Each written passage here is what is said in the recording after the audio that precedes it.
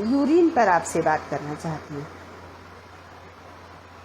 Urine, कुछ लोगों को एक उम्र के बाद ज़्यादा यूरिन आती है और यूरिन होल्ड करने में परेशानी होती है। जैसे एक सामान्य इंसान यूरिन को होल्ड कर सकता है।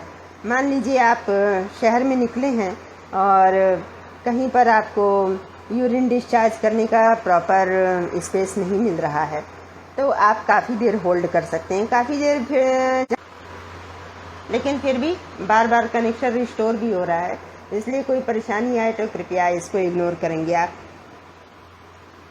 हाँ, तो मैं क्या बता रही थी? मैं बता रही थी कि आप ये जो यूरिन होल्ड करने की पावर है, ये 15, तो या आप बिल्कुल होल्ड नहीं कर पा रहे हैं, तो ऐसी दशा में आपको क्या करना है ये मैं बता रही हूँ।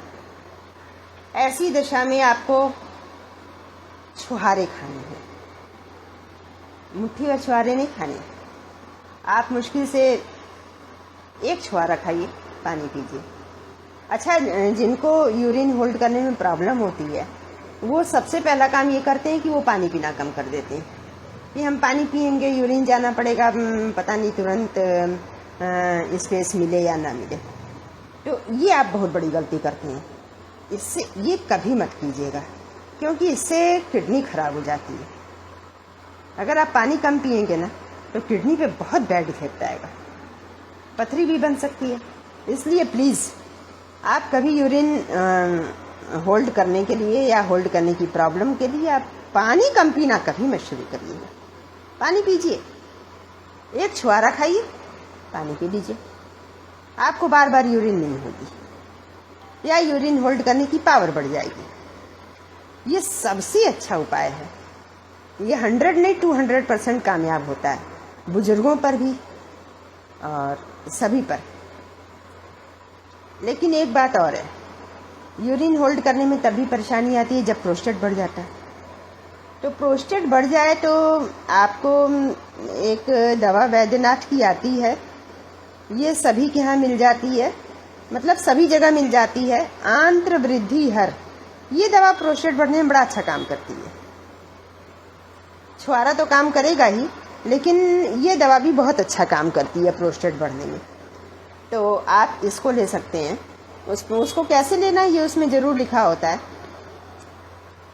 तो प्रोस्टेट बढ़ने की वजह से भी यूरिन होल्ड करने की समस्या बढ़ जाती है। तो मैंने दोनों के उपाय आपको बता दिए, जो आप अपने घर में अपने आसपास ही कर सकते हैं।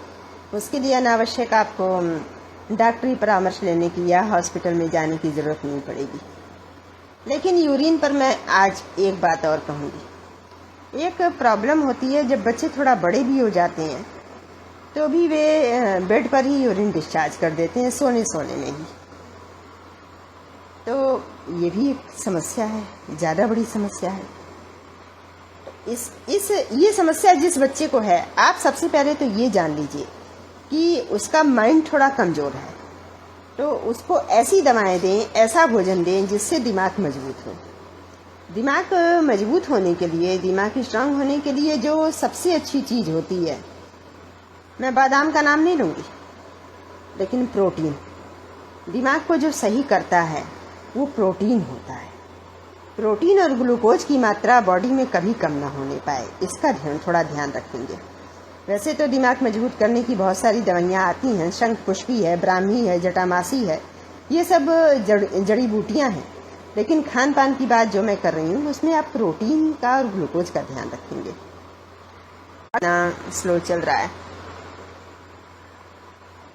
खैर, तो मैं आपसे कह रही थी कि हीमोग्लोबिन जब कम हो जाता है, आयरन की कमी हो जाती है बॉडी में, तब भी बच्चे बेड पर यूरिन डिस्चार्ज कर देते हैं। और आयरन की कमी के लिए तो आपको पता ही है, साग खाएंगे, गाजर खाएंगे, चुकंदर खिलाएंगे बच्चों को। और इसके अलावा लोहासव आती है, मैं वैद्यनाथ कंपनी की ही दवाओं पर ज़्यादा भरोसा करती हूँ। बात है कि बच्चे की इम्यूनिटी मजबूत हो और बच्चे का दिमाग मजबूत हो। बच्चे का दिमाग मजबूत होना ज़रूरी है, क्योंकि ये दिमागी कमजोरी ही है जो शरीर के किसी भी अंग पर से आपका नियंत्रण खत्म कर देती है। वरना आपको भी इस बात की फीलिंग होती होगी कि जब हम सोए रहते हैं या हमको यूरिन की या पेट साफ करने की हाजत लगती है, हमको जाने की आवश्यकता